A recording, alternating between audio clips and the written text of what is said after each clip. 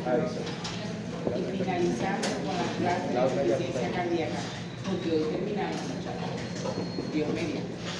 Habíamos comenzado a hablar de aquellas patologías que afectaban el corazón, producían alteraciones principalmente en el miocardio, pero que no obedecían a causas que generaran alteraciones estructurales, creo que hipertensión arterial, estenosis aórtica y cualquier otra patología, sino que eran más factores genéticos o algunas miocardiopatías infiltrantes. Ahí comenzamos hablando de lo que era la cardiopatía hipertrófica. Y vimos que había un aumento del miocardio, del espesor del miocardio, que podía ser difuso, que es menos frecuente, y que el más frecuente era la miocardiopatía hipertrófica apical, septal, asimétrica, y que aquí era importante. Primero, ese grosor aumentado facilitaba la aparición de arritmias que podían ser letales, pero que también eran responsables, esa miocardiopatía asimétrica del centro, de síncopes, de hipotimia. ¿Por qué? Porque había un efecto de succión de una de las valvas de la mitral y tapaba o obstruía el tracto de salida del ventrículo izquierdo, con la consecuencia, caída del volumen latido y caída del gasto. Continuando, hablamos ahora o entramos en el tema de las miocardiopatías dilatadas, que ya comenzamos a hablar de ellas también en la clase anterior. Aquí, en este tipo de patología, existe una dilatación, ya no aquel engrosamiento, sino también una hipertrofia excéntrica con adelgazamiento de la pared, una dilatación progresiva que conlleva como consecuencia una función contráctil deteriorada, o sea, hay una función sistólica alterada.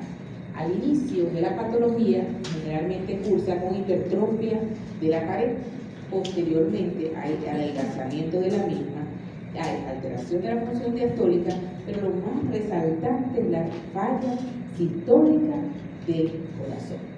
Es un síndrome donde existe, evidentemente por esa dilatación progresiva, el paciente va a presentar cardiomegalia y la consecuencia de ese crecimiento es la insuficiencia cardíaca, o sea que es una causa de cardiopatía, de insuficiencia cardíaca. En realidad, los tres tipos de miocardiopatía llevan a insuficiencia cardíaca.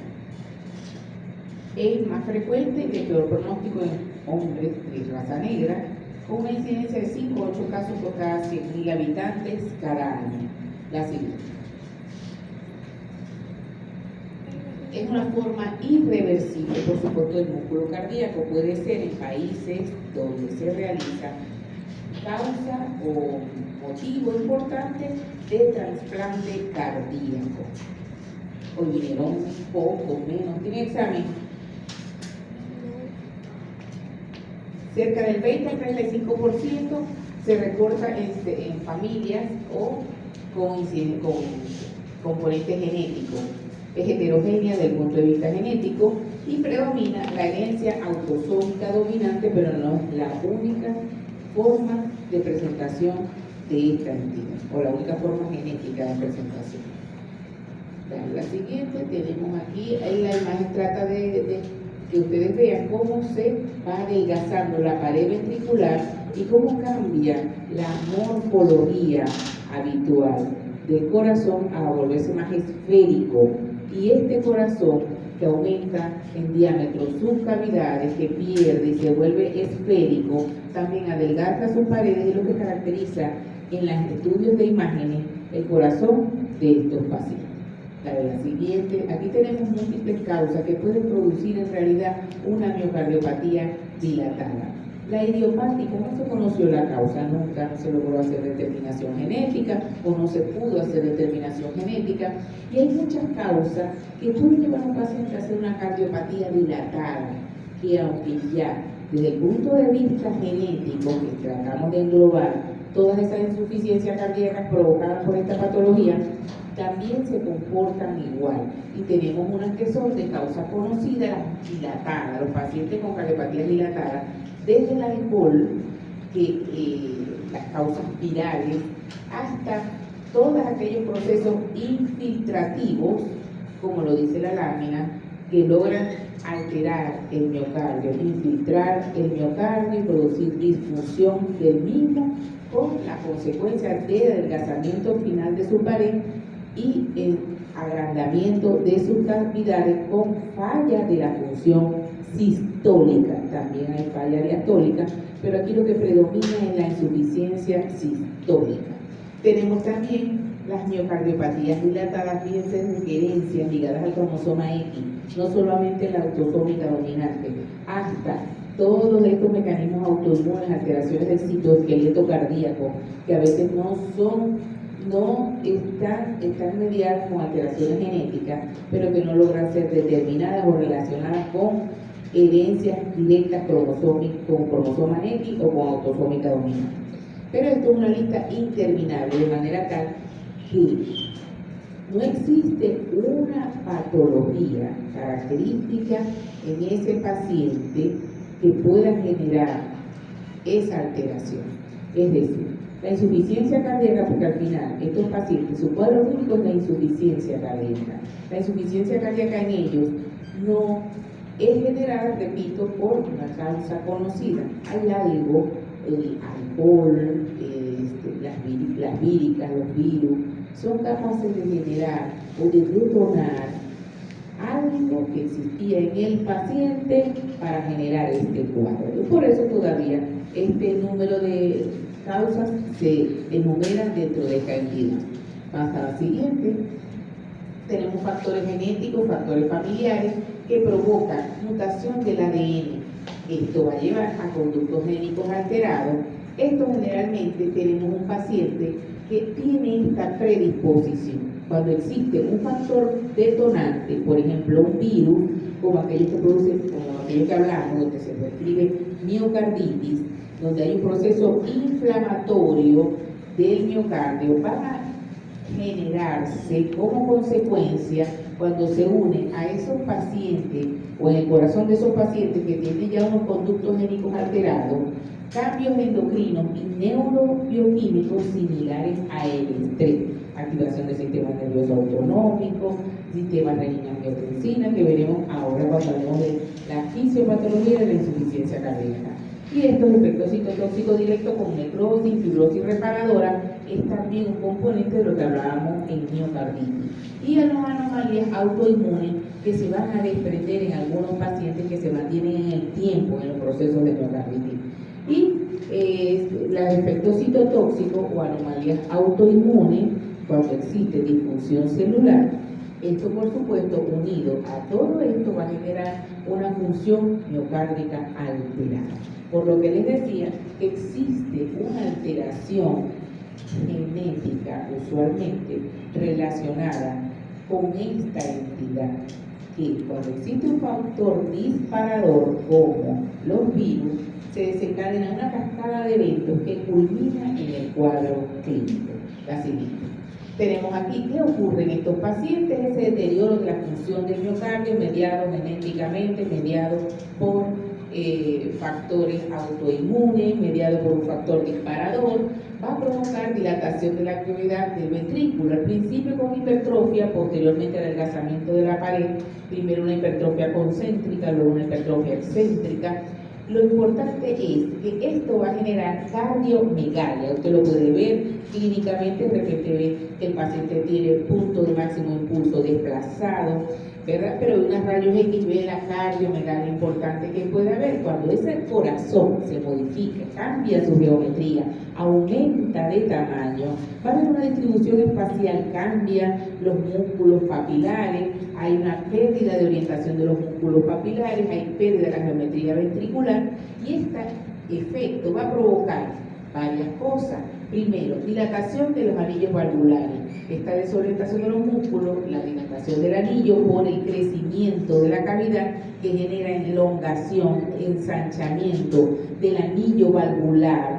Esto genera que las válvulas no vayan a coartar porque se separó su línea de inserción. Y el compromiso del sistema de conducción que discurre a través del músculo cardíaco va a traer como consecuencia la insuficiencia de las válvulas mitral o tricupidia y trastornos de la conducción del ritmo de cualquier taquicardia ventricular, fibrilación ventricular, que puede provocar muerte súbita cardíaca. Asimismo, también puede facilitar la aparición de arritmias supraventriculares, porque cuando hay insuficiencia de la válvula mitral, ese ensanchamiento va a provocar crecimiento auricular, porque hay una comunicación, la válvula no cierra, lo que va a permitir flujo retrógrado hacia la aurícula en el momento de la contracción ventricular. Quiere decir que ese flujo ese flujo sanguíneo, ese volumen latido que debería, así esté deteriorado porque la fuerza contráctil esté comprometida, ese flujo sanguíneo que debería ser anterógrado hacia la aurícula, hacia la aorta, va a dividirse, también se va a revolver un flujo retrógrado hacia la aurícula, porque por mucha presión que tenga la aurícula, siempre va a ofrecer menos resistencia que la aorta, y eso facilita el flujo retrógrado, de manera tal que si la fracción de eyección del paciente está descendida, imagínense, el volumen latido también se va a descender aún más, porque esa eyección que hizo el corazón o el ventrículo va a ser una parte hacia la aurícula y una parte de forma retrógrada, que al final se va a regresar de nuevo al ventrículo y va a aumentar más los volúmenes en la cavidad. Esto va a permitir que por ley de fragmentación la aurícula se vaya a dilatar, se elongue más para tratar de aumentar su fuerza de contracción, pero ella tolera menos que el ventrículo, es mucho más delgada y termina dilatándose. Y con esta dilatación auricular se va a alterar también el sistema o la conducción eléctrica a través de ella y facilita también arritmias supraventriculares que pueden ser sostenidas.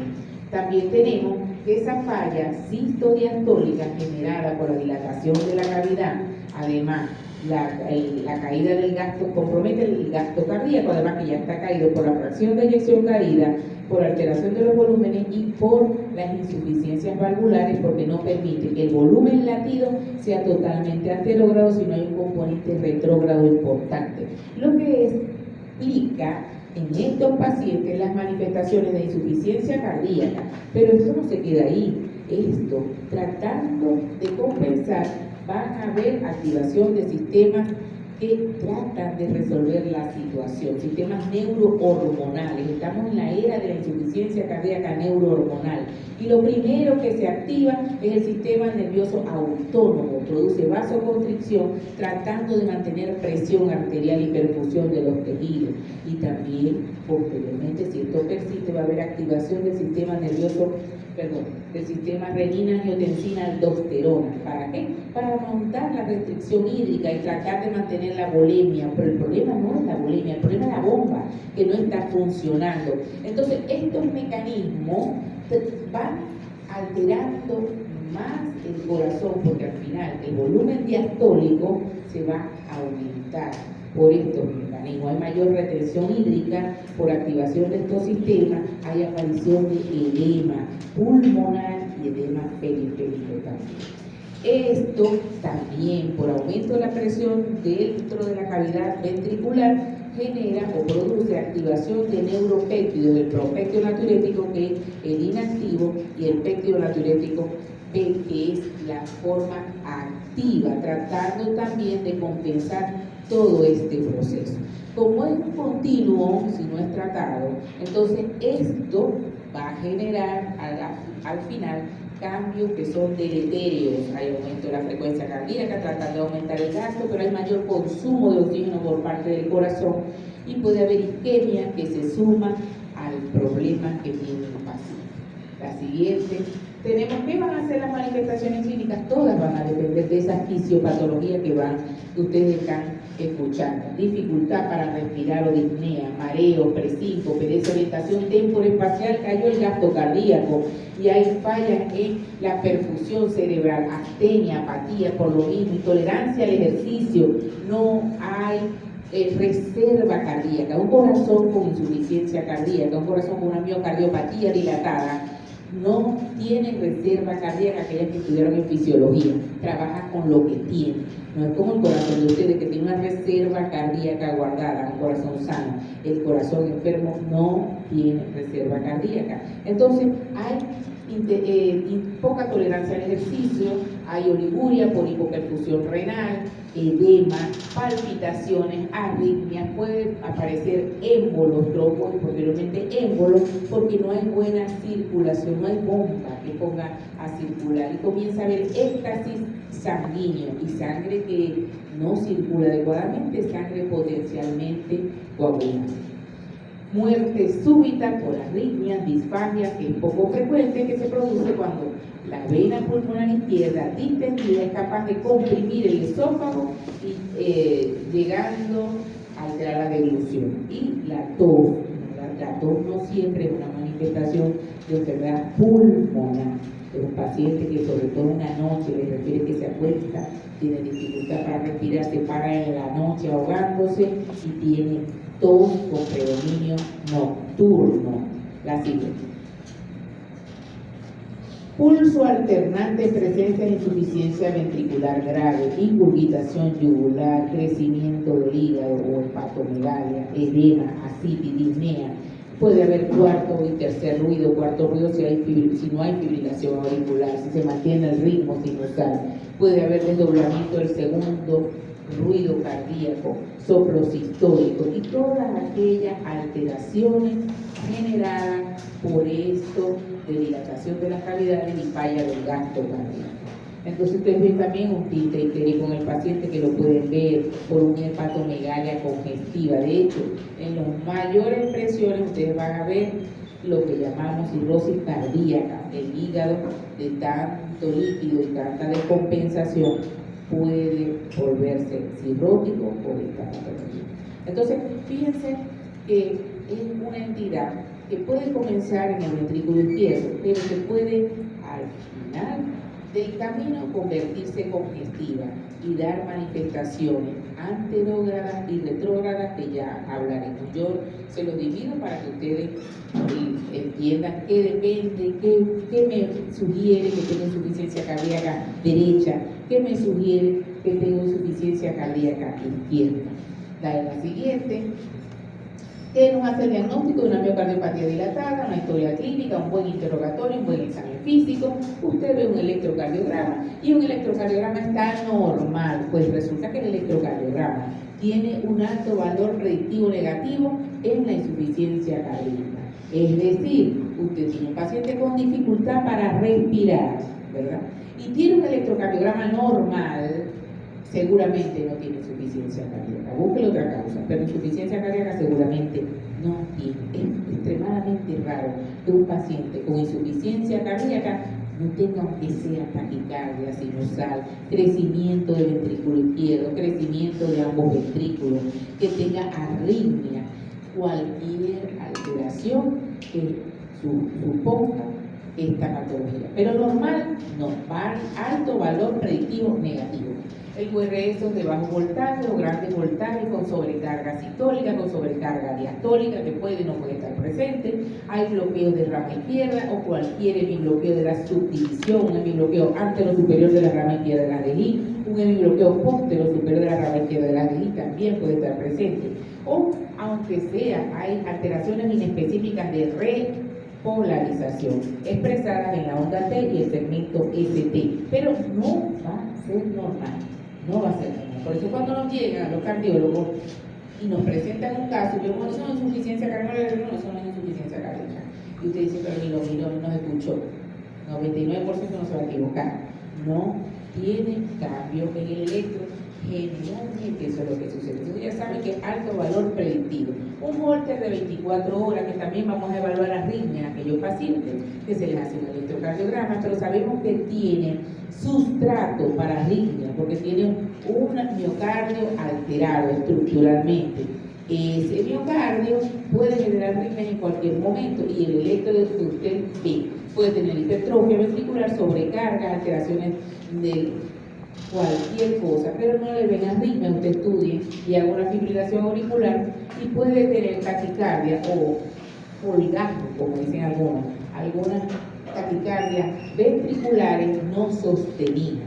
Y no es lo mismo ver una taquicardia en un paciente sano que un paciente con esto, o ver un extrasístole, porque usted puede ver un extrasístole y ver 5.000 extrasístoles, y resulta que el que tiene una está peor que el que tiene 5.000, porque si ustedes que son jovencitos sanos o aparentemente sanos, llegan con 5.000 extrasístoles y son monomórficas, no están en una alteración, de repente le pongo tratamiento y no me estreso, porque seguro son por alteración del automatismo. Pero en este caso no son debidas a alteración del automatismo. Aquí hay mecanismos de reentrada, que por mecanismos de arritmia complejos.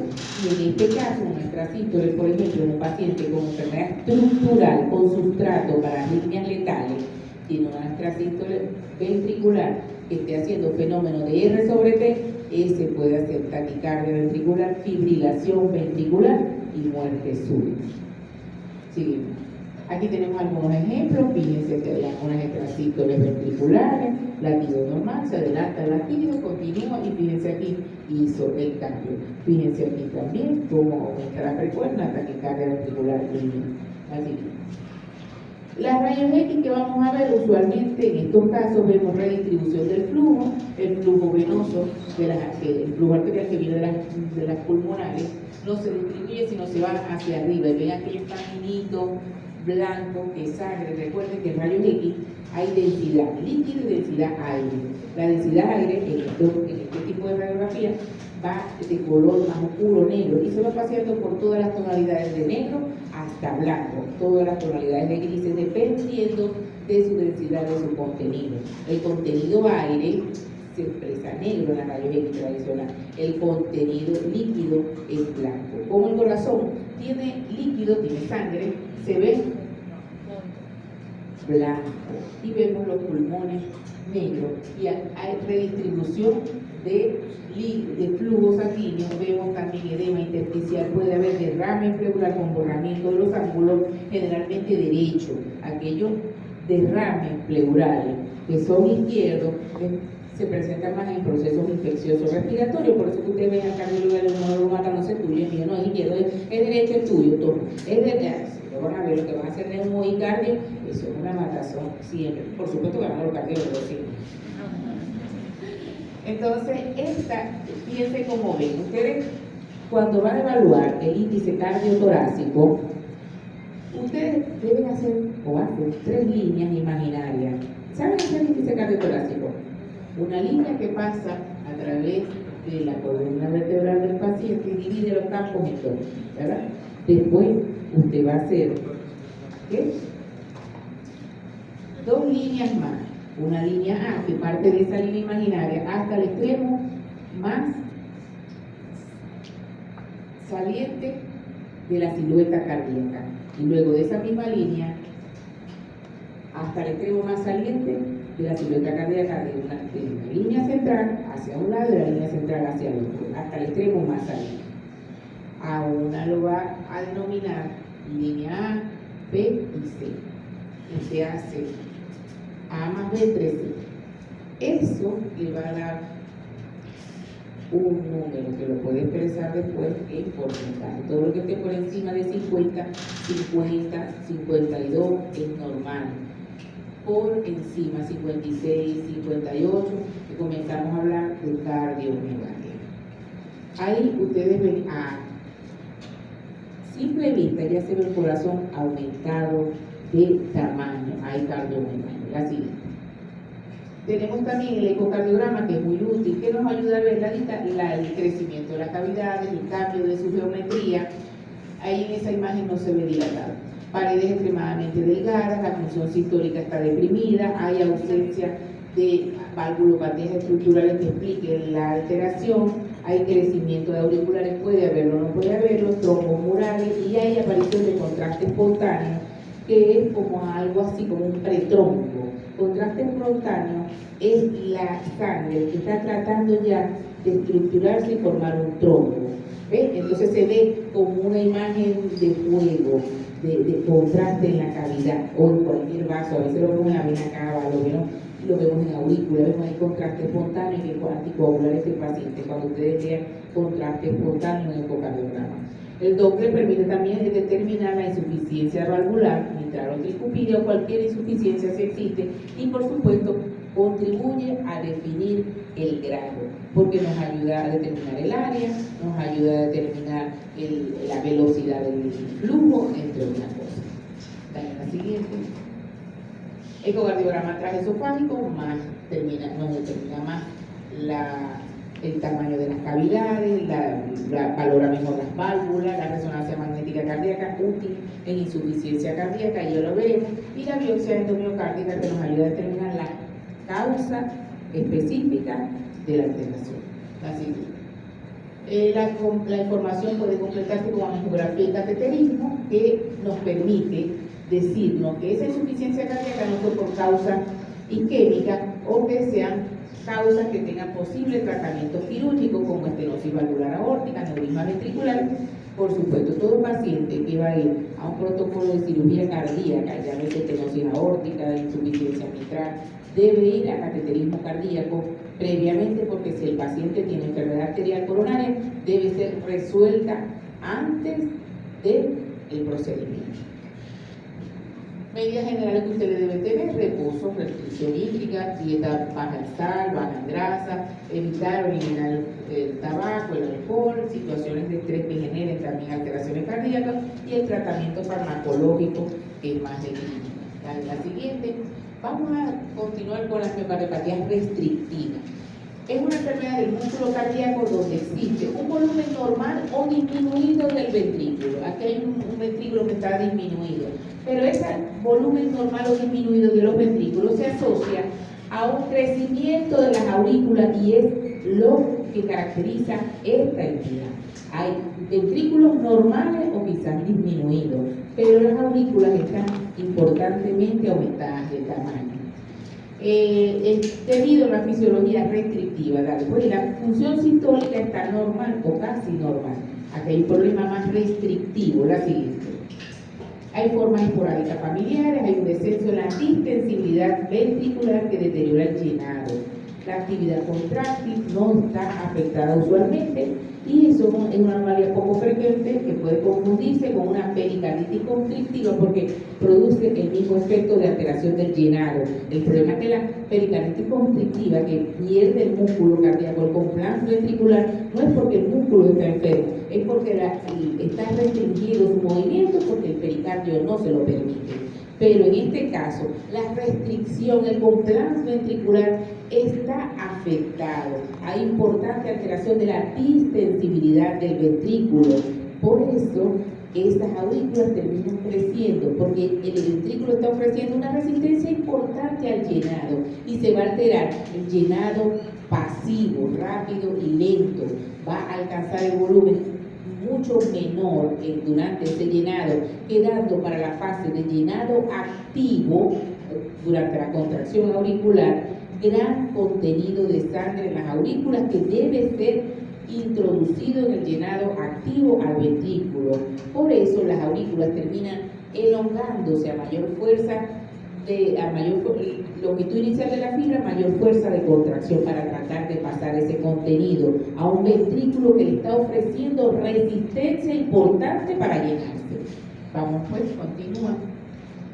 Algunos casos son idiopátricos, otros se deben a enfermedad cardíaca infiltrante. Entonces esto es importante: aquellas enfermedades, cuando interroga al paciente, amiloidosis, por ejemplo, todas aquellas, hemocromatosis, todas aquellas enfermedades susceptibles de infiltrar el miocardio por alteración estructural y falta de pérdida de compliance ventricular, deben ser evaluadas en este grupo de pacientes. Menos habituales: las miocarditis, el trasplante cardíaco, sarcoidosis, pseudosarcoma elástico, todas estas enfermedades, la fibrosis endomiocárdica, eosinofilia de Loeffler, entre otras. Todas son enfermedades infiltrativas. Tenemos también que el impedimento al llenado diastólico de ambos ventrículos va a condicionar elevación de la presión auricular. ¿Por qué? Porque hay mayor contenido en la aurícula de sangre, aumenta su presión. Esto va a provocar un cuadro. ¿Cuáles son las manifestaciones? Si estoy aumentando la presión dentro de las aurículas, esto se va a ir de forma retrógrada hacia el sistema venocapilar pulmonar, y estos pacientes mantienen disnea e insuficiencia cardíaca con predominio derecho, izquierdo o global, o con características ecocardiográficas de gran dilatación de las aurículas, pero los ventrículos están normales o reducidos. Eso es la característica. La siguiente. Tenemos aquí todas aquellas causas que pueden llevar a restricciones del llenado, una miocardiopatía restrictiva, y tiene desde causas tóxicas, infecciosas, infiltraciones, fibrosis endomiocárdica. ¿Por qué? ¿Por qué infecciosas? ¿Por qué las miocarditis típicas las metemos aquí? Porque puede condicionar fibrosis importante del miocardio y generar alteraciones en el compliance ventricular. Y ahí tenemos todas aquellas enfermedades infiltrativas, las enfermedades por almacenamiento de glucógeno, altera que esté llenado. La siguiente. Ahí esta clase está aburrida. Tú ya estás aburrida aquí. Yo creo que lo que estamos locos por terminar. Tenemos aquí diástole, unas aurículas grandes, unos ventrículos pequeños, y en sístole, una insuficiencia de las válvulas auriculoventriculares se va a generar por el crecimiento de las válvulas y hay flujo retrógrado hacia las aurículas. La siguiente. Manifestaciones clínicas determinan un cuadro de disnea, insuficiencia cardíaca, que puede ser derecho, izquierdo, y las características que ya acabamos de hablar. La siguiente. El diagnóstico lo sospechamos si existe estos tres criterios: de insuficiencia cardíaca sin causa aparente, el ecocardiograma muestra los cambios que acabamos de hablar, y las manifestaciones sistémicas subjetivas de alguna entidad producida, que puede producir miocardiopatía restrictiva secundaria. O sea, usted tiene un paciente que tiene amiloidosis, tiene alguna de estas hemocromatosis, y puede usted sospechar que el miocardio haya sido, ¿qué pasó, muchachos? Infiltrado. La siguiente. Indicación: rayos X, cardiomegalia leve, predominio de cavidades derechas, predominio auricular, hipertensión venosa pulmonar, y se le debe realizar a todos los pacientes con sospecha de diagnóstico de miocardiopatía restrictiva o aquellos que ya tienen diagnóstico para hacer seguimiento. El electrocardiograma generalmente es complejo de bajo voltaje, defectos en la conducción intraventricular y aurículo-ventricular. Pueden haber arritmias supraventriculares.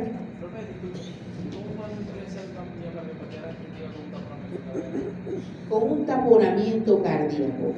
Mira, primero, las aurículas no lo vas a ver grande. Segundo, en el taponamiento cardíaco, el corazón está tan comprimido que no vas a escuchar ni ruido. El pobre corazón está que ni se puede mover, porque él se trata de mover y el líquido que lo rodea no lo permite. O sea, él no tiene su movimiento. Entonces vas a ver lo que hablamos, un corazón en silencio, no se escucha nada. Tercero, cuando tú le haces el ecocardiograma, ves colapsadas las cavidades. Ese techo de las aurículas, la pared superior de las aurículas está así, ¿ves? Hundido, está comprometido, está colapsado, es la palabra, porque el líquido que lo rodea lo está comprimiendo. Y tú ves un grosor normal de las aurículas, no están agrandadas, no están dilatadas, y ves unas cavidades con volúmenes comprometidos, pero por caída de gasto. Y sobre todo, lo más importante, ves la separación de las hojas del pericardio con el líquido contenido en ese espacio. Eso es lo característico. Ustedes pueden ver un corazón flotante y eso permite que vean en el electrocardiograma, en los taponamientos cardíacos, pueden ver complejos de muy bajo voltaje, por supuesto, porque el electrodo explorador está lejos del miocardio, tenemos líquido que lo separa. Entonces tiene una distancia mayor, lo que les decía, no es lo mismo ver a Daniel allá o que Daniel venga para acá, ya lo voy a ver más pequeño que aquí, porque esta distancia. Entonces eso también contribuye a los cambios, además de que como el corazón está prácticamente nadando en ese líquido, va a haber alternancia eléctrica, pero un complejo de una forma y en el otro ciclo está en otra. ¿Por qué? Porque el electrodo lo va a registrar diferente, porque de repente el fenómeno eléctrico estaba así y cambió dentro de ese líquido. Eso hace la diferencia. Cada vez que ustedes ven unos ventrículos pequeños, normales, pero unas aurículas inmensamente agrandadas. ¿Okay? Entonces eso hace. Más bien con las miocardiopatías restrictivas, cuando el pericardio se vuelve muy fibroso, ¿verdad? Y está tan duro que no. Yo les dije en una de las clases que el pericardio baila al son del miocardio y él tiene que permitirle el compliance ventricular para que se llene, de manera que con importante volumen alcance pocas presiones y no iguale la presión de la aurícula tan rápidamente y permita el llenado pasivo, tanto rápido como lento. Pero un pericardio restrictivo, el miocardio no está enfermo como en este caso está infiltrado, está alterado, está fibrótico y no tiene su función de distensibilidad. Pero en la pericarditis restrictiva, es el pericardio el que está alterado y el músculo se quiere mover, solo que tiene una restricción. Si yo me voy a mover y tengo la pared atrás, no me voy a mover, yo estoy cerrado porque tengo la pared y es como una pared para el ventrículo. Tenemos que hacer electrocardiogramas bajo voltaje. ¿Por qué bajo voltaje? Porque no hay crecimiento de cavidad ventricular, no hay. El ventrículo está normal o pequeño y los voltajes van a ser adecuados. Tenemos defectos en la conducción auriculoventricular y puede haber también crecimiento auricular. Se debe realizar a todos los pacientes que tengan sospecha de miocardiopatía. La siguiente. Vemos en las ecocardiogramas unas aurículas dilatadas con cavidades ventriculares que están normales o más bien pequeñas. La función sistólica no está comprometida, la de los ventrículos, pero vemos un patrón restrictivo en el Doppler. Cuando vamos a evaluar el llenado de las cavidades, el patrón restrictivo se presenta. No va a haber las ondas características que representan el llenado pasivo y el llenado activo, como debería ser, si no hay un patrón invertido. La onda que representa el llenado activo de la patada auricular va a ser mucho mayor en relación al llenado pasivo. El espesor del miocardio y el endocardio están normales en las idiopáticas y puede en algunos casos estar discretamente o moderadamente aumentados en aquellos casos de miocardiopatías infiltrativas, donde esa infiltración de un tejido diferente al miocardio invade y se coloca más grueso el miocardio. Y puede haber derrame pericárdico, que es frecuente en esta patología, puede presentarse también. La resonancia magnética es la técnica no invasiva de referencia para cuantificar volúmenes, masa, fracción de eyección de ambos ventrículos y que permite caracterizar las propiedades que tiene el tejido miocárdico, si existe edema dentro de la pared, si existe trombosis intraventriculares y la expansión intersticial miocárdica, estudio de elección que no lo tenemos por ahora en Maracaibo. La siguiente. La coronariografía, por supuesto, debe realizarse para descartar una causa isquémica. Lo que está ocurriendo aquí es una causa isquémica, no es isquémica, lo vamos a hacer a través del cateterismo cardíaco. Y sobre todo, no se hace a todos los pacientes para seguimiento, sino a aquellos pacientes que tengan un ecocardiograma dudoso o que esté estudiado para trasplante cardíaco, que es parte del tratamiento. La siguiente, biopsia endomiocárdica, si se sospecha de enfermedad sistémica que sea tratable y que esté afectando el miocardio, porque en esos casos que no va a sospechar seguramente de entrada de un trasplante cardíaco, sino de tratar la causa de base de la enfermedad infiltrativa en este caso. La biopsia de otros órganos, en los casos de que se sospeche de enfermedades infiltrativas como la amiloidosis, donde no solamente el miocardio pueda ser punto afectado en la enfermedad infiltrativa, sino que ya esa enfermedad se sospeche de que tenga infiltrado otros tejidos, otros órganos, y es más fácil realizar biopsia de otros tejidos que hacer el propio corazón. La siguiente, el tratamiento de cada enfermedad es posible hacerlo, tratar de las complicaciones y evitar la formación de émbolo cardíaco. La siguiente, cirugía cardíaca, se puede utilizar, recambio de las válvulas se puede considerar, y el trasplante cardíaco, la alta recidiva del órgano trasplantado incluye el trasplante cardíaco en las miocardiopatías restrictivas secundarias. ¿Qué significa esto?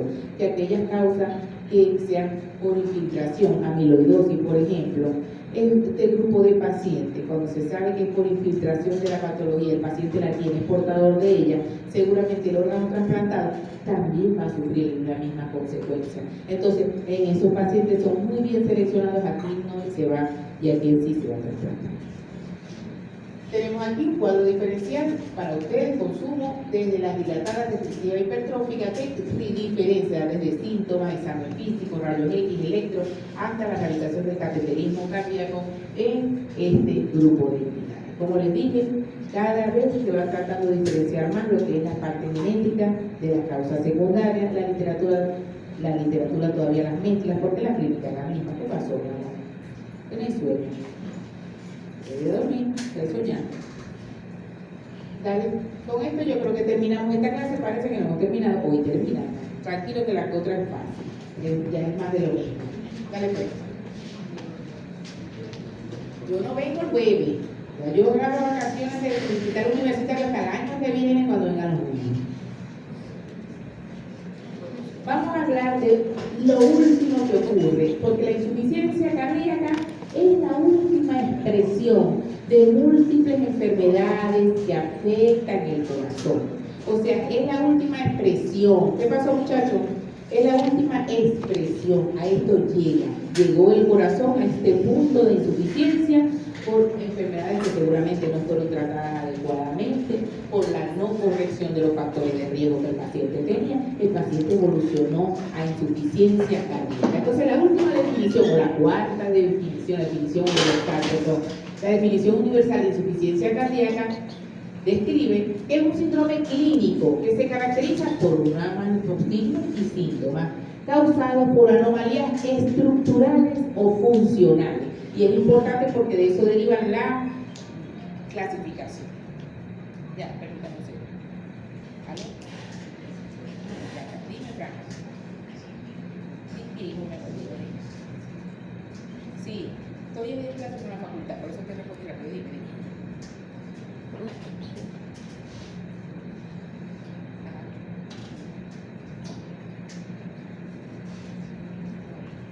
Ajá, ¿está listo? Ok, disculpa, muchachos, que la verdad que ya le bajé volumen.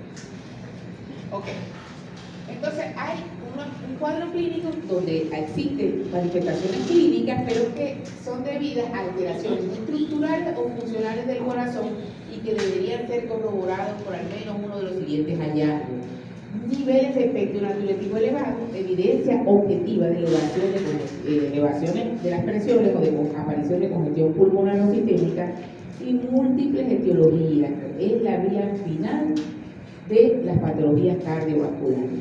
Péptido y evidencia objetiva. Usted puede ayudarse con ecocardiografía.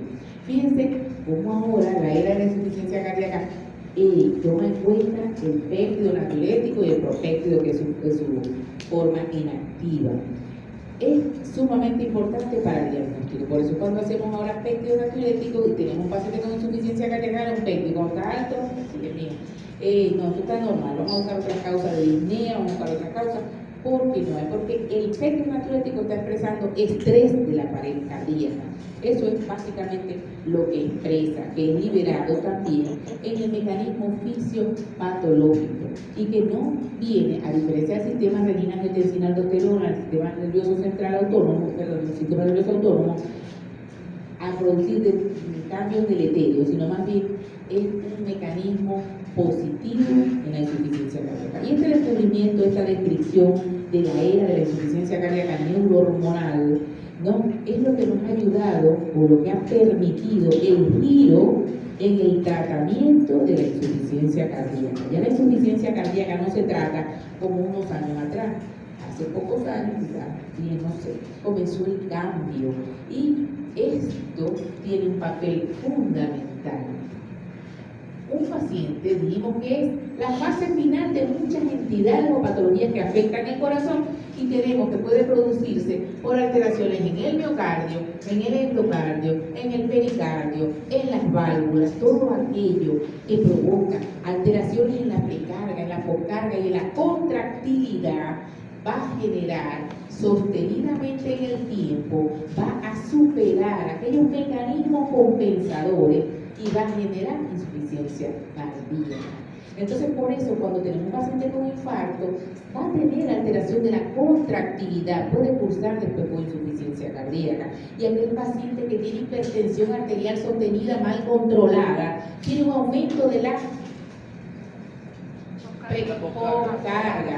Y esto, sostenido en el tiempo, va a generar alteraciones estructurales y funcionales que van a llevar a un conjunto de manifestaciones clínicas. Y cuando usted hace el péptido natriurético o engloba el cuadro clínicamente y por ecocardiografía, ya tiene el diagnóstico. Cuando yo estudiaba, así como ustedes, existían o se describían mucho los criterios de Flamen para hacer diagnóstico. Había criterios mayores y criterios menores, ya uno se los trae.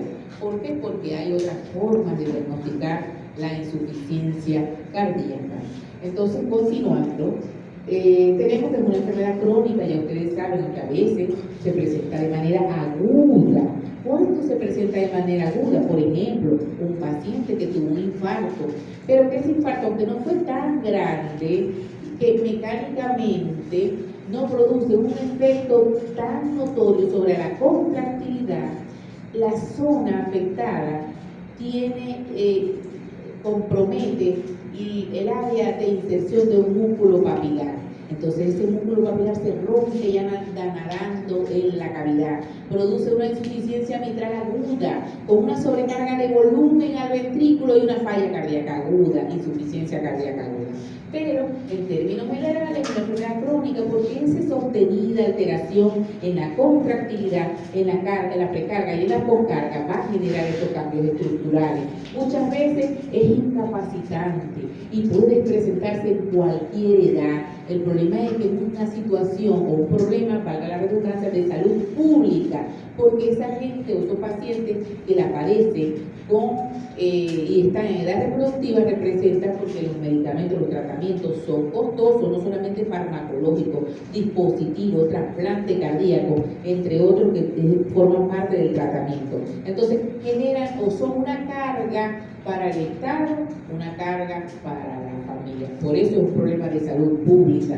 Se considera que su prevalencia es como una pandemia. ¿Por qué? Porque en el 2017 se estimó que 64.3 millones de personas en el mundo tenían insuficiencia cardíaca.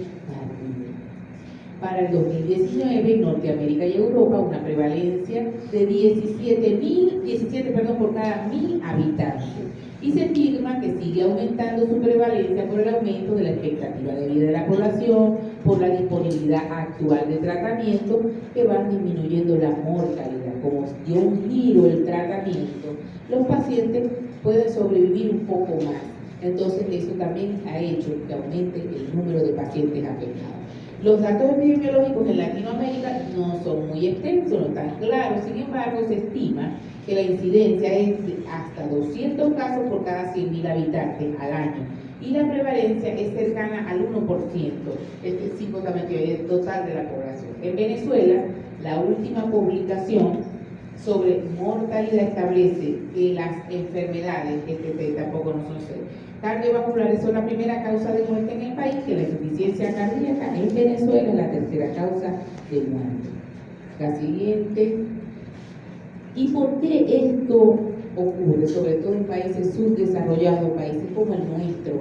¿Y qué pasa? Que hay falta de acceso a medicamentos, a tecnologías avanzadas. Miren, en el hospital, ustedes que están en el universitario, que están en el centro, llegan los pacientes a la consulta de cardiología y sabe uno que tiene insuficiencia cardíaca y sabe, hay que ponerle esto. A la siguiente consulta lo tomo, no pude, doctor, no puede comprar. Un sueldo mínimo no puede comprar un medicamento que cuesta $40 y no es uno, son varios medicamentos que llevan, entonces terminan gastando $300 y ganan 50 al mes por la pensión.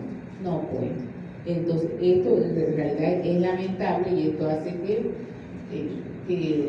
no podamos controlar o prevenir las complicaciones de manera adecuada. Otro factor que contribuye a la alta incidencia en Latinoamérica es la falta de prevención y controles de factores de riesgo. No hay medicina preventiva de manera adecuada, no tratamos de manera adecuada los hipertensos, no nos educamos de manera correcta. Los hipertensos, los diabéticos y todas esas patologías que pueden ser causa en algún momento de insuficiencia cardíaca. Recientemente también sabemos que la propagación o la aparición del SARS-CoV-2 y la enfermedad ocasionada por este centra su mirada en los pacientes que tienen insuficiencia cardíaca o en aquellos pacientes que tienen enfermedades crónicas debilitantes, insuficiencia cardíaca, insuficiencia renal, ¿no? Existe una relación directa entre las comorbilidades y la gravedad de la enfermedad. Ustedes saben que aquellos pacientes que tienen COVID o sufren de COVID van a tener más facilidad de complicarse si tienen enfermedades crónicas debilitantes. Y la insuficiencia cardíaca, si es una de las más frecuentes en nuestro país y a nivel mundial, por supuesto es una de las causas que va a generar complicaciones en los pacientes que presenten COVID. La siguiente. ¿Y qué causa una insuficiencia cardíaca? Ya hablamos, todo lo que aumente precarga, poscarga, contractilidad. Y ahí tenemos una lista. Hipertensión, enfermedad arterial coronaria, enfermedad valvular cardíaca congénita, enfermedades pulmonares, tumor cardíaco. Todo eso puede generar Insuficiencia cardíaca, y aquí seguimos, fíjense la lista. Ustedes saben leer, yo no voy a leer, además es fastidiosa, pero lee, vuélvete. Pero tenemos, fíjense dónde está, y lo que quiero destacar con esto es que la primera causa que se describe en la lámina anterior y en esta coincide. Tenemos encabezando la lista de la enfermedad arterial coronaria, la isquemia miocárdica, la enfermedad coronaria, y en segundo la hipertensión arterial. Después vienen las dilatadas idiopáticas, las enfermedades infiltrativas, porque aquí todas aquellas causas que generan miocardiopatía van a llevar al punto final de insuficiencia cardíaca, porque seguramente todas esas infiltraciones están alterando la contractilidad, la función contráctil del ventrículo. La siguiente. Tenemos también qué causa una precipitación. Si bien ustedes tienen un paciente, le diagnosticaron insuficiencia cardíaca, iniciaron el tratamiento chévere, el paciente está muy bien, pero llega un momento, el paciente viene de nuevo descompensado. Y las principales causas, que tenga una infección de un pulmón, o que tenga congestión vascular, o cualquier proceso infeccioso. Usted tiene un paciente controlado, está, como dicen ustedes, está aquí, profe, me dijo un muchacho, unos términos que ustedes utilizan ahora que no sé, ¿no? Tuve que preguntar que me hicieran el diccionario nuevo que ustedes tienen. Bueno, entonces está bien, eso fue lo que me quiso decir el estudiante. Está bien, profe, está todo bien. Ok. Entonces, estos pacientes están bien controlados, tratados, pero resulta que hizo una neumonía, tuvo COVID, tuvo una enterocolitis, cualquier proceso que va a descompensarlo. Esto es una causa, usted tiene que buscarla. Venía controlado, le llegó a usted la rural, y viene controlado, pero lo llegó descontrolado. ¿Qué pasó? Si su cardiólogo lo tiene bien, pasa esto. O que el paciente ya tiene una anemia asociada a un corazón enfermo, y viene por anémico asociado a esta entidad.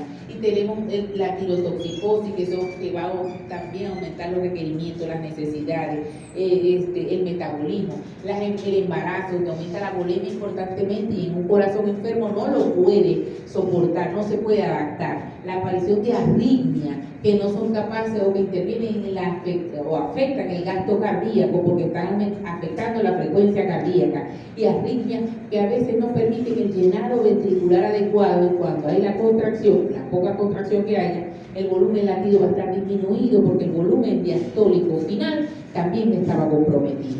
Tenemos fiebre reumática y toda la lista de aquí. El paciente tenía insuficiencia por hipertensión, pero el pobre ahora hizo un infarto. Y todas estas causas hacen que usted se le presente al paciente ahora descompensado, pero ya tenía diagnóstico. Dale, la siguiente, ¿qué es la fisiopatología? ¿Qué pasa en todo esto?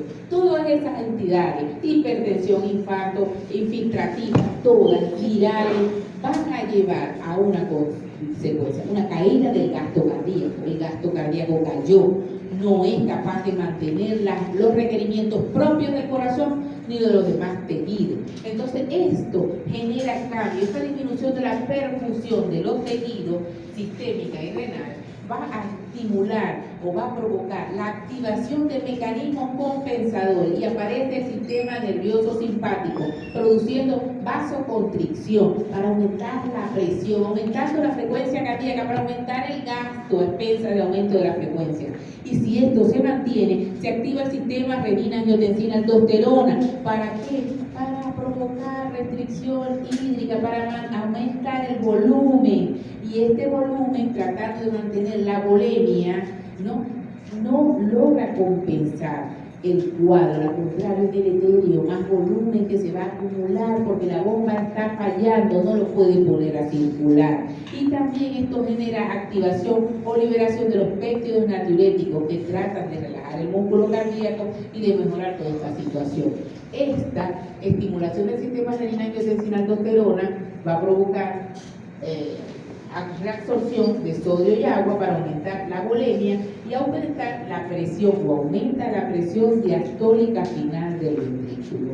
Esto también, ¿qué va a hacer? Si aumenta la presión final diastólica de la cavidad, se va a ir de manera retrógrada al sistema venoso capilar pulmonar. Esas presiones se van de manera retrógrada y como se transmiten a los capilares pulmonares, va a aparecer edema intersticial en el pulmón, alterando la distensibilidad, la ventilación y la difusión alveolo capilar. Entonces aparece hipoxia y vasoconstricción arteriolar pulmonar que agrava el cuadro, porque además tenemos un paciente que está aumentando su propio consumo de oxígeno porque está en taquicardia por el sistema. Y como esto se mantiene en el tiempo, es deleterio para el corazón. La siguiente. Y aquí lo tenemos, la insuficiencia cardíaca va a provocar caída del gasto porque provoca disminución del volumen sistólico, del volumen latido. Y esto, lo que yo les decía, va a provocar alteraciones retrógradas y alteraciones anterógradas. Las alteraciones retrógradas, hipertensión venocapilar. ¿Por qué? Porque se va a ir de manera retrógrada ese aumento de las presiones, porque aumentó el volumen, porque se activó la restricción hídrica, por aumento de la aldosterona, porque se activó el sistema renina-angiotensina-aldosterona. Entonces, ese mayor volumen, ahí aumenta el llenado diastólico final, aumenta la presión dentro de la cavidad y retrógradamente esas presiones se van al sistema venocapilar pulmonar. Y ese paciente que va a tener aumento de la presión hidrostática, transsudación y edema, dificultad para respirar, y usted le escucha crepitantes pulmonares.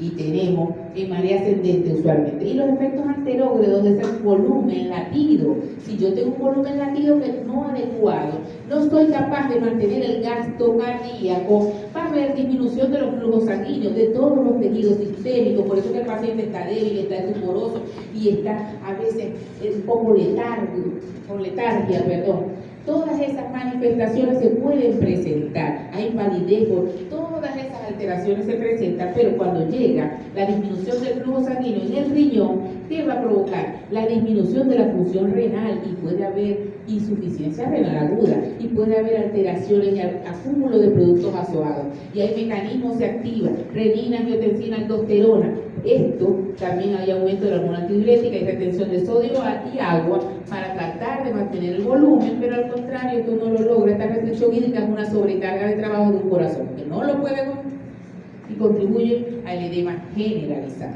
Como el corazón es un continuo, lo que afecta al izquierdo, por ejemplo, un paciente que hizo insuficiencia cardíaca por hipertensión arterial sostenida, donde tuvo todo el tiempo esa precarga, por carga aumentada, o un paciente que tiene una estenosis aórtica, donde todo el tiempo tuvo esa poscarga aumentada, pero no por hipertensión, sino por estenosis aórtica, va a generar daños en el ventrículo. Pero esto al final también va a generar que las cavidades derechas se vean afectadas y va a haber dilatación consecuente de las derechas también. ¿Y cuáles son las manifestaciones que los libros o en algunos textos se hablan de derecha o izquierda?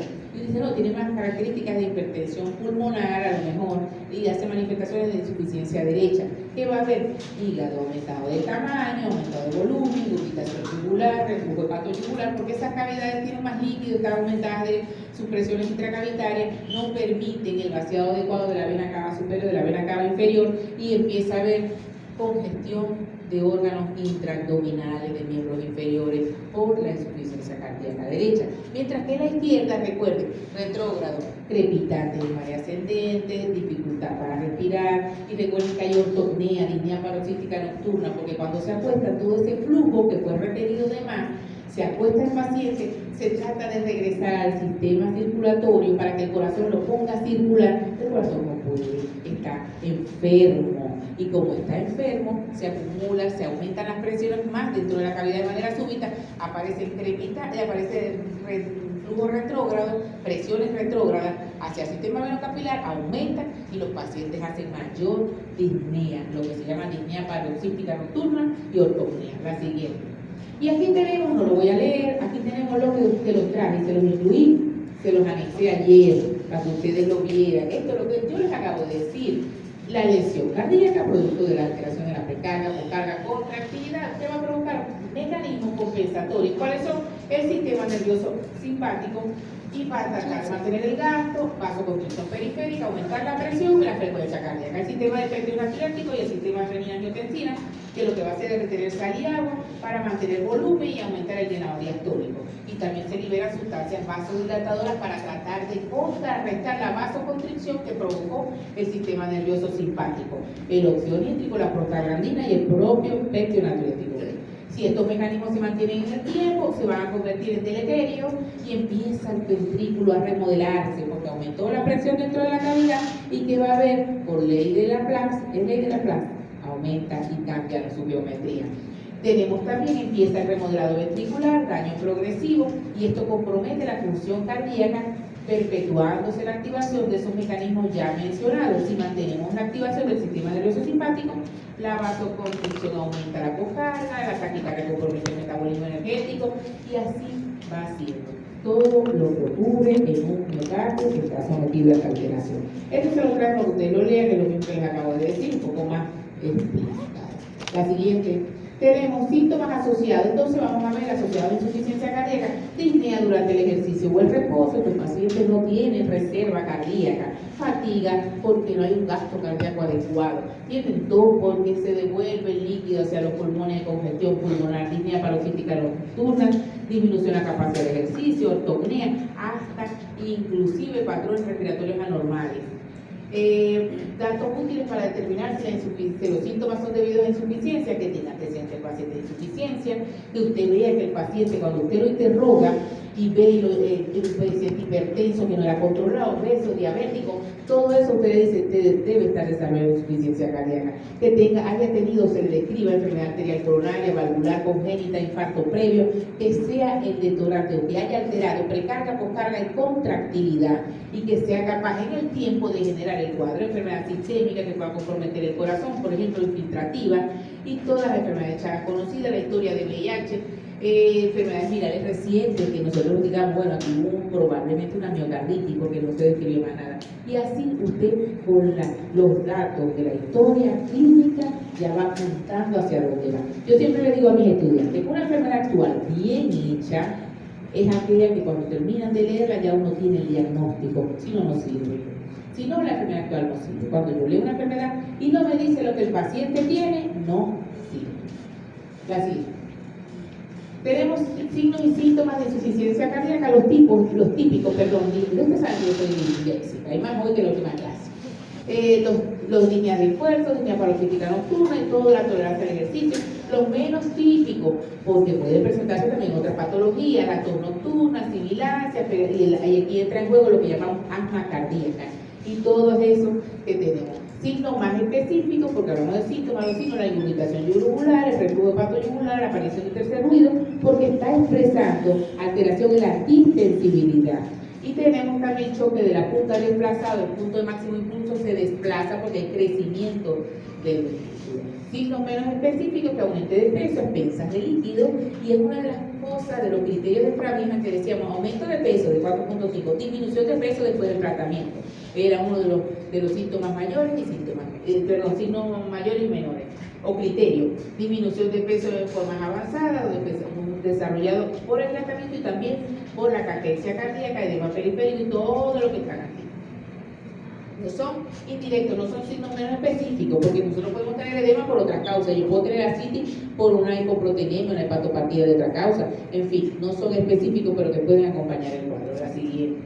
Aquí tenemos característicos, fíjense la insuficiencia cardíaca derecha, lo que les decía, el paciente tiene disnea crepitante, tiene otras características, mientras que la derecha, la siguiente, trata de expresar la lámina que tenemos. Fíjense aquí el importante crecimiento de las cavidades derechas, seguramente la paciente tiene hipertensión pulmonar, y esta hipertensión pulmonar dificulta el llenado de las cavidades porque la arteria pulmonar que sale del ventrículo derecho está hipertensa, seguro por alguna causa, y si hay hipertensión pulmonar, eso es una precarga o carga aumentada para el ventrículo derecho, y el ventrículo derecho tolera menos alteraciones de la presión, cae, no se puede llenar, y esto hace que haya plétora de órganos intraabdominales. La siguiente.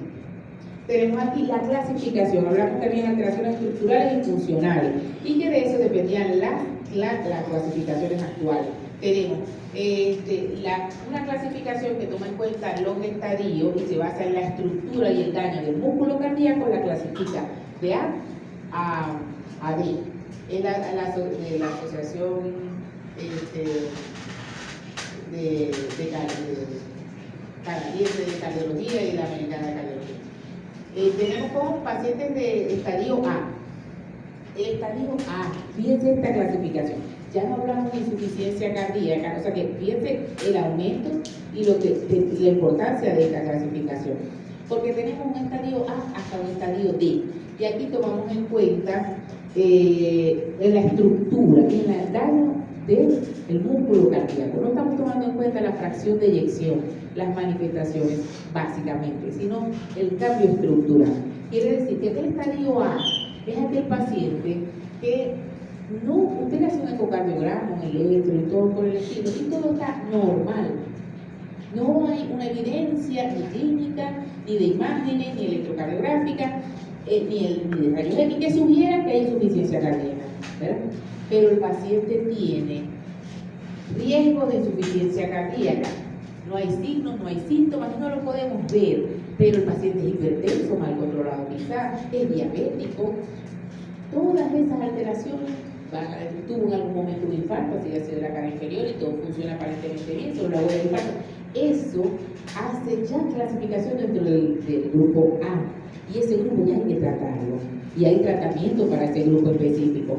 Tenemos paciente B, aquel que evolucionó, nosotros no lo diagnosticamos, ustedes no lo diagnosticaron, y avanzan, ya hay una enfermedad cardíaca estructural desarrollada, claramente en relación con insuficiencia cardíaca, pero sin signos. Ese paciente que ya comienza a tener cardiopatía hipertrófica, cardiopatía hipertensiva, se ven cambios, no hay alteración importante de la función sistólica, quizás leve difusión diastólica, y está totalmente asintomático. Está en el estadio B, ya hay cambios estructurales. Y así hasta que llegamos al estadio D, donde hay enfermedad cardíaca estructural avanzada y hay síntomas pronunciados de insuficiencia cardíaca en reposo a pesar del tratamiento médico adecuado y máximo. Tenemos también la clasificación funcional, entonces tenemos clasificación estructural y clasificación funcional, ¿no? Que se basa en los síntomas, y es la clasificación llamada NIDA. Tenemos clase 1, sin limitación de la actividad física, el paciente tiene insuficiencia cardíaca tratada o no, pero que el ejercicio físico normal no le causa fatiga, no le da manifestaciones clínicas. Hasta la clase 4, donde hay incapacidad de realizar actividad física. Los síntomas de insuficiencia cardíaca están presentes incluso en el reposo, pero aumentan con cualquier mínima actividad. Esto es la clase funcional, la clasificación según la clase funcional. Recordemos que hay alteraciones estructurales y funcionales, y de ahí su clasificación. La siguiente. Ahora tenemos una clasificación que se basa en la fracción de eyección, y esta clasificación es importante para el tratamiento. ¿Por qué? Porque no es lo mismo tratar a un paciente con insuficiencia cardíaca con fracción de eyección preservada, con fracción de eyección mejorada o con fracción de eyección reducida. Eso se refiere. Entonces tenemos, cuando hablamos de insuficiencia cardíaca con fracción de eyección reducida, entra aquel grupo de pacientes que por ecocardiografía vemos que tiene una fracción de eyección igual o menor al 40%, la fracción de eyección del ventrículo izquierdo. Tenemos aquellas que tienen insuficiencia cardíaca, pero tienen una fracción de eyección preservada, y hablamos de preservada que esté por encima o igual a 50%, quedando la fracción de eyección indeterminada, ¿no? O límite, borderline, la que está entre 41 y 49, y aquella que está estuvo por debajo o igual al 40, pero con el tratamiento mejoró más de 10 puntos. Entonces hablamos con fracción de eyección mejorada. La fracción de eyección mejorada venía siendo, primero era este grupo, pertenecía a este grupo, ¿verdad? Pero mejoró y pasa a este grupo, pero sigue siendo o sigue recibiendo tratamiento como aquel. Este es un poco más difícil de tratar porque las herramientas son menores, sobre todo cuando está muy sintomático, ¿verdad? Y el borderline, dependiendo de la clínica, uno va ubicándolo según el tratamiento. Lo importante de esta clasificación es que es necesaria para el inicio del tratamiento y la selección del tratamiento, porque no es el mismo. La siguiente. Aquí la tenemos de otra manera: fracción de eyección reducida, fracción de eyección levemente reducida, fracción de eyección preservada y mejorada. La siguiente. Tenemos en pacientes en riesgo de insuficiencia cardíaca, este fue según la última modificación del 2022, tenemos un paciente de riesgo de insuficiencia cardíaca, y esto connota la clasificación A, B, C y D, donde tenemos riesgo de IC, ¿verdad? Todos esos pacientes que tienen patologías, tenemos, si esto avanza, no es tratado y mejorado, tenemos un estadio de pre-C, alteraciones estructurales y funcionales, pueden haber alteraciones de los biomarcadores, sin otra causa que lo justifique, y la sintomática ya hay alteraciones estructurales o funcionales cardíacas, hay antecedentes o manifestaciones clínicas, signos y síntomas de insuficiencia cardíaca, y si seguimos y no tratamos, llega a la avanzada, donde hay síntomas graves, pese al tratamiento médico óptimo. Para el diagnóstico, el electrocardiograma siempre tiene algo, hay algo, no es un electrocardiograma normal. El electrocardiograma normal, como lo dije en la miocardiopatía dilatada, tiene alto valor predictivo negativo. Las rayos X donde usualmente hay cardiomegalia, raramente vamos a ver corazón de tamaño normal, puede haber defensa de cavidades izquierdas, defensa de cavidades derechas, o un crecimiento difuso conjuntivo, todas las cavidades aumentadas de tamaño, inversión del flujo, derrames pleurales, principalmente derecho o bilateral. El examen de sangre, la tomografía axial computada del tórax, nos ayuda a descartar otras patologías. Cuando es angiotomografía nos ayuda a ver si la enfermedad arterial coronaria es la causa del cuadro. La gammagrafía nuclear, la resonancia magnética del tórax también nos permite, cardíaca, nos permite ver causas y el estado del ventrículo izquierdo, y el cateterismo cardíaco, que también nos ayuda a ver diagnósticos si sospechamos de que la causa sea isquémica. La siguiente. Tenemos aquí un cuadro diagnóstico de las recomendaciones en los pacientes con sospecha de insuficiencia cardíaca, y volvemos a la primera lámina, no te vas a devolver, donde decíamos que para hacer diagnóstico teníamos que tener alteraciones en los péptidos y la clínica característica. Entonces tenemos el ecocardiograma, y fíjense que el péptido natriurético tiene indicación 1B, a diferencia del ecocardiograma y el ecocardiograma, y todos aquellos exámenes de laboratorio complementarios que también nos ayuden, que son útiles en estos pacientes, porque más que el diagnóstico nos ayudan a evaluar pronóstico, en qué momento estamos de la enfermedad y qué otras cosas hay que corregir. La siguiente. Tenemos aquí un de valores de péptido, fíjense que los valores de péptido natriurético, tenemos que los valores normales, y cuando hay insuficiencia cardíaca vemos valores mucho más anormales, y los cortes son de la edad, son mucho más permisivos en los pacientes mayores de 75 años. Así que tenemos aquí un esquema que resume el diagnóstico de la enfermedad, evaluación inicial o el interrogatorio, la historia clínica, la hacemos del electro, los laboratorios, el péptido natriurético, y según los valores, si no están dentro de los rangos normales, si están dentro de los rangos normales, es poco probable que haya insuficiencia cardíaca. Y si están probables, nos vamos a ecocardiografía. Si es confirmada, vamos a definir también qué tipo, si es preservada, reducida, o levemente reducida o preservada. Y determinamos también la etiología e iniciamos inmediatamente el tratamiento según la fracción de eyección, según esta clasificación. La siguiente.